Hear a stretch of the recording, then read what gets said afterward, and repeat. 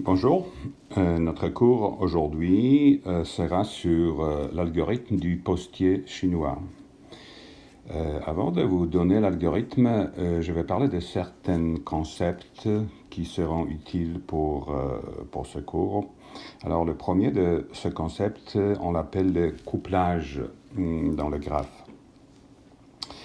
D'accord. Alors le couplage d'un graphe, c'est un ensemble d'arcs indépendants. Ça veut dire les arcs doivent être tels que aucune paire d'arcs ne partage pas un sommet. D'accord. Alors par exemple ici vous avez un exemple d'un graphe à 6 sommets.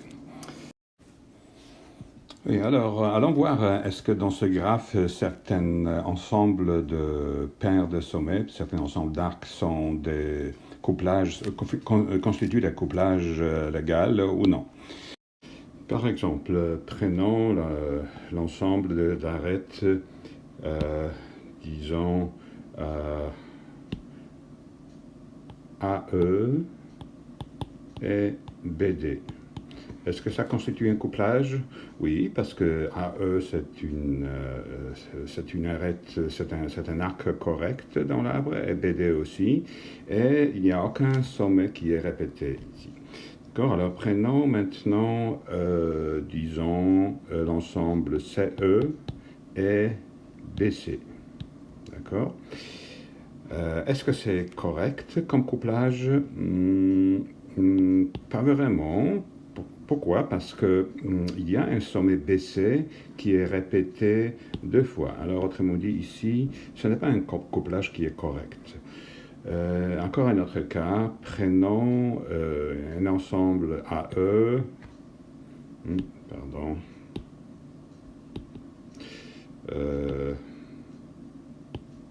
prenons un ensemble AE, ensuite BF et CD. D'accord? Est-ce que c'est un couplage correct? Eh bien, ce n'est pas un couplage correct. Pourquoi? Parce que, regardez, AE, c'est bien un arc légal dans notre graphe.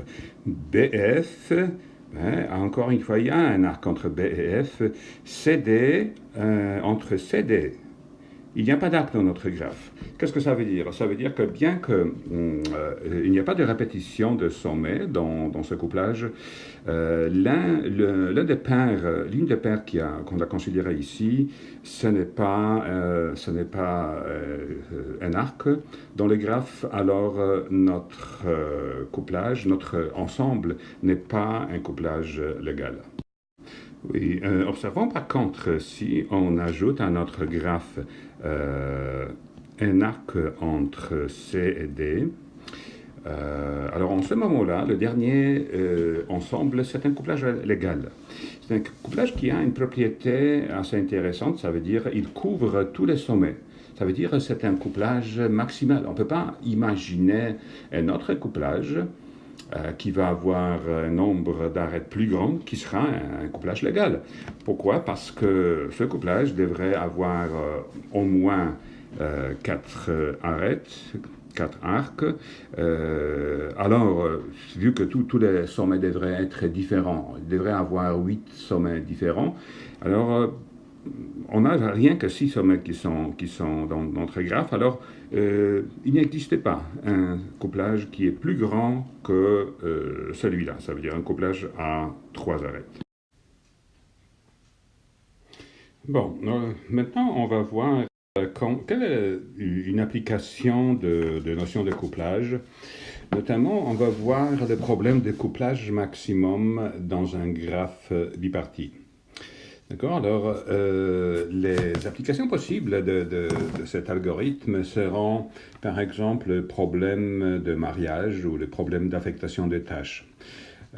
Par exemple, imaginons que on a 6 personnes, 6 hommes, hein, André, Bruno, Charles, hein, Daniel, Eric, Francis, et on a aussi 6 femmes. D'accord? Alors, il y a une certaine amitié entre certains hommes et certaines femmes, de sorte que, par exemple, André, il est prêt à marier Annie, et Annie, elle est prête à marier André. Mais par contre, entre Annie et Bruno, il n'y a pas de chimie. Hein? Alors, soit Annie n'aime pas Bruno, soit Bruno n'aime pas Annie. Alors, ce mariage, il n'a pas de chance. Alors, regardez, pour chaque couple, un homme ou une femme, on peut établir une relation mariage possible ou mariage impossible. Alors, tout ceci est représenté par ce tableau-là. Notre but est de trouver quel est le plus grand pair homme et femme qui peuvent se marier selon ce qui est représenté sur ce tableau. Alors, autrement dit, on cherche quelque chose qui s'appelle un couplage maximum dans un graphe. On va voir ce graphe tout à l'heure. Bon, un autre exemple possible est par exemple l'affectation des tâches. Regardez, ici, vous avez le même ensemble de 6 hommes qui doivent effectuer 6 tâches. Par contre, chaque homme est capable d'effectuer certaines tâches seulement. Alors, par exemple, André, il peut archiver des photos, il peut couper le gazon, il peut passer l'aspirateur, mais il n'est pas capable de peinturer la chambre, ou faire la vaisselle, ou aller chez Costco. Alors, notre rôle, c'est encore une fois, c'est de trouver une association, autrement dit un couplage, un homme avec une tâche, d'accord, de sorte que ce couplage est maximal. Ça veut dire, dans ce cas, vous allez voir que c'est possible d'affecter les hommes aux tâches, ou d'affecter les tâches aux hommes, de sorte que chaque tâche trouvera quelqu'un qui va le faire. Alors, on peut l'interpréter comme une recherche de 6 croix, de 6 cases dans ce tableau, de sorte que dans chacune de ces cases, on va voir une croix. Et chaque croix va être dans une colonne différente et dans une ligne différente. D'accord? Oui, mais on voudrait voir comment cette structure des données, ce tableau qu'on vous voyez maintenant, peut être transformé sur un graphe et comment le problème dont on a demandé peut être transformé sur un problème sur graphe. D'accord, alors regardez, prenons plutôt le premier exemple, ça veut dire le problème des mariages. Regardez bien, ici, on peut construire un graphe tel que chaque homme, d'accord, chaque homme correspond à un élément de notre graphe, à un sommet de notre graphe, de sorte que tous ces éléments appartiennent à une classe d'équivalence. Également, chaque femme, ça correspond à un sommet de notre graphe, de sorte que, à nouveau, tous ces femmes appartiennent à la même classe d'équivalence. Regardez maintenant, par exemple, une information que, par exemple, André et Annie peuvent se marier, peut être interprété par une arête entre Annie et André. D'accord? Alors, par exemple, on peut alors ajouter les arêtes dans notre graphe. Par exemple, entre Annie et André, il y a une arête. Entre André, il est aussi prêt à marier Claire, car c'est le numéro 3, ou Ève. D'accord? Alors, Bruno, c'est Béa ou Diane. Béa ou Diane. D'accord. Charles aussi, il veut marier Béa, ou bien Frida. D'accord. Daniel, il veut marier juste Diane. Hein. Eric, il peut marier Ève,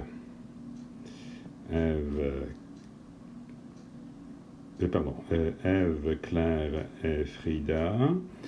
Et par contre, Francis, il lui reste Diane et Ève. D'accord? Alors ça, c'est un graphe qu'on obtient après, à partir de ce tableau. C'est un graphe bipartite qui représente toutes ces relations. Je vais vous donner maintenant l'algorithme qui va faire tous les calculs, ça veut dire qui va essayer d'associer les hommes aux femmes afin de marier tout le monde. Par contre, j'aimerais d'abord vous montrer que cet algorithme, bien qu'il est assez difficile, résolu de façon intuitive dans ce cas, parce que c'est un cas un petit peu particulier, de façon beaucoup plus simple. Hein. Par exemple, regardez, dans ce cas, lorsqu'on regarde Daniel, il peut marier seulement Diane. Hein. Alors, il y a juste une femme qui lui plaît. Alors, qu'est-ce que ça veut dire? Ça veut dire que si on veut pas marier tout le monde, si on veut marier tout le monde, alors Daniel, il est forcé à marier Diane. D'accord? Alors, qu'est-ce qu'on peut dire? On peut dire que ce croix, c'est un croix qu'on va toujours choisir. Ou si vous voulez, on peut observer que maintenant, à partir de notre tableau de 6 par 6 éléments, la quatrième ligne et quatrième colonne peuvent être éliminées. D'accord? Alors à nouveau, maintenant, on peut dire qu'il nous reste un tableau de 5 par 5. Et dans ce tableau, à nouveau, il y a certaines situations comme, disons, Bruno, il peut marier juste Béa parmi ceux qui restent, et Francis, il peut marier juste Ève. Alors, autrement dit, on peut dire que ce croix-là, c'est une croix qu'on est forcé à choisir. Ce croix-là, c'est une croix qu'on est forcé à choisir. À nouveau, à partir de notre tableau, on peut éliminer la deuxième colonne et la deuxième ligne, ainsi que la sixième colonne et la cinquième ligne. D'accord? Etc. Alors maintenant, on voit que Charles, il a juste un choix, il s'agit de Frida. D'accord? À nouveau, on élimine une colonne et une ligne. Et maintenant, c'est Annie. On peut regarder Eric, qui lui reste un choix, ou Annie, il reste aussi un choix. Alors, autrement dit, Annie va marier André, d'accord, et Eric, il va marier Claire, d'accord. Alors, de cette façon, toutes les lignes et toutes les colonnes de notre tableau sont éliminées. Ça veut dire que le choix a été fait. Regardez, évidemment, tous les croix qui se trouvent dans notre tableau ont la propriété que chaque croix appartient à une ligne et à une colonne.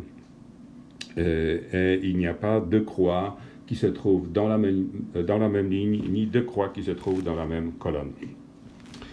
D'accord, alors allons voir maintenant comment on peut le faire par un algorithme sophistiqué qui va fonctionner dans tous les cas, même pour les graphes qui seront compliqués, pour lesquels cette approche intuitive qu'on a fait tout à l'heure est quasiment impossible.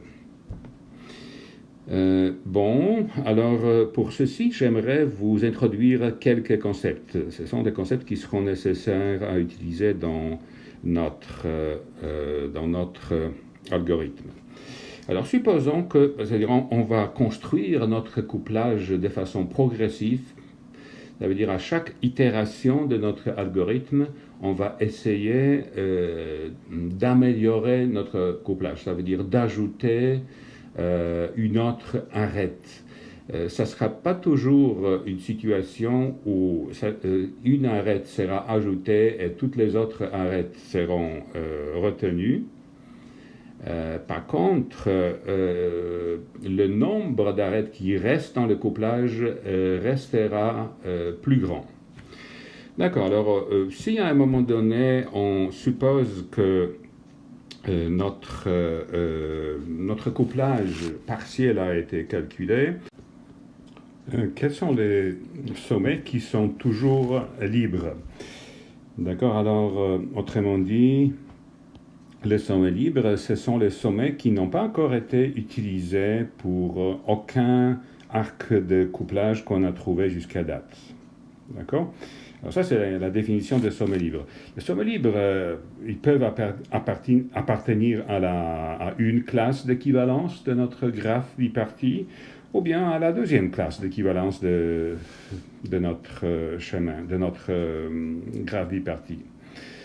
Bon, alors le deuxième concept dont on voudrait parler ici, ce qu'on appelle les chemins alternés. Alors un chemin alterné, c'est un chemin qui est composé des arcs consécutifs, de sorte que les arcs consécutifs alternent entre ce qui appartient au couplage et ce qui n'appartient pas au couplage. D'accord? On va le voir tout à l'heure. Alors ça, c'est le deuxième concept, c'est le concept de chemin alterné. Et finalement, un chemin augmentant, on va appeler un chemin tel que c'est un chemin alterné qui commence et qui termine dans le sommet libre. D'accord? Un chemin augmentant, il commence et il se termine dans deux sommets libres. Vous allez voir que pour que ça puisse être possible, ces deux sommets libres, au début et à la fin de notre chemin, doivent appartenir à deux classes d'équivalence différentes de notre graphe biparti. D'accord? Ça, c'est le troisième concept qui est important. Bon, alors maintenant, je voudrais vous donner rapidement notre algorithme. Rapidement, parce que pour l'instant, vous allez voir, il est un peu non intuitif. D'accord? Oui, mais d'abord, j'aimerais vous montrer encore une définition, notamment la définition de la différence symétrique. Regardez, à un moment donné, on exécute opération de M plus P, M différence symétrique P, où M c'est un couplage trouvé jusqu'à date. Et ça veut dire c'est un ensemble d'arêtes. P c'est un chemin augmentant, c'est aussi un certain sous-ensemble d'arêtes de notre graphe. Alors la différence symétrique, elle est définie de cette façon que sa valeur est égale à m-p union p-1. Qu'est-ce que ça veut dire? Ça veut dire que dans la différence symétrique seront ces arcs de notre graphe qui sont soit dans m, soit dans p, mais pas dans les deux à la fois. D'accord? Alors, autrement dit, si un arc est dans M mais pas dans P, il est dans la différence symétrique. S'il est dans l'un de ces deux ensembles ou mais pas dans l'autre, il est dans la différence symétrique. Par contre, s'il est dans les deux ou dans aucun, il n'est pas dans les résultats.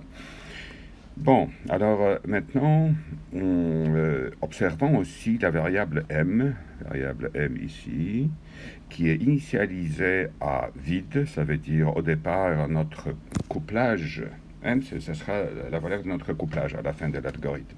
Notre couplage est initialisé à rien, à l'ensemble vide, et à chaque fois, lorsqu'on trouve un chemin augmentant, l'opération de différence symétrique va modifier la valeur de M. Et on va pouvoir observer que de cette façon, notre couplage, à chaque itération de notre algorithme, il va augmenter d'un arc. D'accord? Alors, on va le voir tout à l'heure lorsque je vais vous donner un exemple d'un chemin augmentant. Et à la fin de notre algorithme, lorsqu'il n'y a plus de chemin augmentant, on pourra observer que notre couplage final sera un couplage maximal, hein, qu'on ne pourra pas qu'on pourra pas avoir un couplage avec plus d'arcs. Alors, pour vous donner un peu plus d'intuition, j'aimerais analyser avec vous une itération de la boucle faire de notre algorithme. D'accord? Alors, prenons cet exemple. Alors, supposons que jusqu'à date, notre couplage qu'on a trouvé jusqu'à date est le suivant. Hein? Ça veut dire l'arc de A à 3, cet arc-là, il fait partie du couplage. L'arc de B à 4, ça fait partie du couplage. C à 2, E à 5, tout ça, ce sont des arcs du couplage. D'accord? Alors maintenant, on aimerait trouver dans l'itération suivante de notre boucle faire un chemin augmentant. Alors, un chemin augmentant, ça doit commencer par un sommet libre. Alors, quels sont les sommets libres en ce moment d'exécution de notre algorithme? Alors, regardez, le sommet A, il n'est pas libre. Il y a un arc de couplage, l'arc AC, qui était utilisé dans le couplage. La même chose pour le sommet B et le sommet C. Le sommet D, par contre, n'a pas encore été utilisé dans le couplage. D'accord? Alors, le seul arc qui sort de sommet D, hein, cet arc-là, il n'était pas utilisé dans le couplage. Bon, alors notre chemin augmentant, on peut essayer de le construire à partir de notre arc, de notre sommet D. Hein? Alors D, ça va être notre premier sommet utilisé, et notre deuxième sommet, ça sera le sommet 4. D'accord? Alors cet arc-là, D à 4, c'est un arc qui commence à partir de sommet, un sommet libre. Bon, alors maintenant il faut construire un chemin. Le chemin doit être alterné, ça veut dire à partir de sommet 4, il faut prendre un arc qui n'est pas noir sur cette image, mais plutôt un arc rouge, n'est-ce pas? Parce que ça doit être un arc du couplage. Alors, le deuxième arc qu'on doit utiliser dans notre chemin augmentant, ça doit être un arc de 4AB. Hein? De 4AB.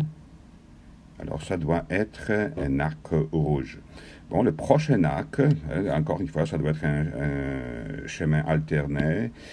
Ça doit être un arc noir sur notre image, c'est-à-dire un arc de B à 2. De B à 2. D'accord, on est dans le chemin, dans le sommet 2. Le prochain, ça doit être rouge, alors de 2 à C. D'accord. Bon, le prochain de C doit être un arc noir. Alors, on a un seul de C à 6. D'accord.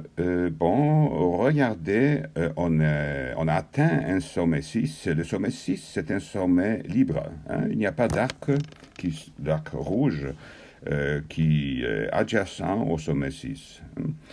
Regardez, on peut maintenant observer que notre chemin alterné, c'est un chemin qui contient les arcs noirs et rouges alternés, mais il y a un arc noir qui est de plus que le nombre d'arcs rouges. Hein. Il y a 3 arcs noirs et 2 arcs rouges. Alors maintenant, on peut faire la chose suivante. On peut éliminer de notre couplage les arcs 4B, les arcs 4B et les arcs C2, D'accord? Et on peut mettre dans notre couplage à leur place les arcs de DA4, de BA2 et l'arc de CA6. D'accord? Alors, autrement dit, on va faire la chose suivante. L'arc 4B, cet arc-là, il est éliminé de notre couplage. L'arc C2, il est éliminé de notre couplage. Par contre, l'arc D4, B2 et C6 sont ajoutés à notre couplage. C'est facile à voir que notre couplage sera correct, parce qu'en éliminant l'arc B4 et C2, tous les sommets, ça veut dire 4, B, 2, 6, seront des sommets libres, ça veut dire ils ne seront pas utilisés dans notre couplage. Les sommets D et le sommet 6 non plus ne seront pas utilisés. Alors, autrement dit, inclusion des arcs D4, c'est tout à fait légal. Alors, les sommets D et 4 ne sont pas dans le couplage. La même chose, le sommet B et le sommet 2, ils ne sont pas utilisés dans le couplage. Alors, l'arc B2, il peut être légalement utilisé là-bas. Et aussi l'arc de C jusqu'à 6. Alors, le couplage résultant, ça va être le couplage dans lequel les arcs D4,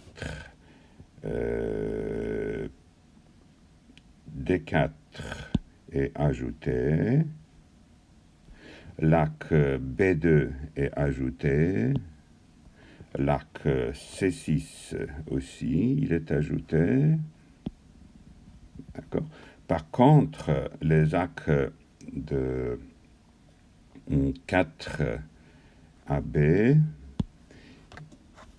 lui, il n'est plus dans le couplage.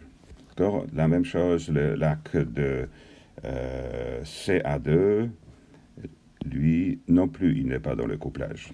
D'accord. Regardez, de cette façon, le nouveau couplage, ça va être les arcs A3, B2, C6, D4 et E5. Voilà, alors on peut observer que dans notre couplage qu'on a pris en considération en ce moment-là, il y avait aussi un autre chemin augmentant qu'on a pu trouver. Notamment, il existe un autre sommet libre, le sommet F. Alors, en commençant par le sommet F, il est peut-être possible qu'on va trouver un chemin alterné, ça veut dire un chemin augmentant, qui va terminer dans un sommet libre. Alors, ce chemin, ça serait un chemin qui commence par F, F à 5, de 5 à E. Regardez, maintenant, il y a deux possibilités. On peut aller de E à 6 ou bien à 3. Supposons qu'on va à 3. De E à 3, de 3 à A et de A à 1. Alors, regardez, on a trouvé un autre chemin alterné augmentant qu'on a pu utiliser dans notre algorithme. Même plus, on a pu prendre un chemin de F à 5, de 5 à E et de E à 6. Ça aussi, c'est un chemin augmentant. Alors, en ce moment-là, si on choisit le chemin F5E6, alors, dans notre couplage, l'arc E5 serait supprimé et les arcs de F à 5 et de E à 6 seraient ajoutés à notre couplage. Alors, en ce moment-là, on peut dire que l'arc E6, il est éliminé et les arcs F5 et E6 seront ajoutés à notre couplage. Dans les deux cas, le nombre d'arcs qui vont être dans notre couplage est augmenté de 4 jusqu'à 5.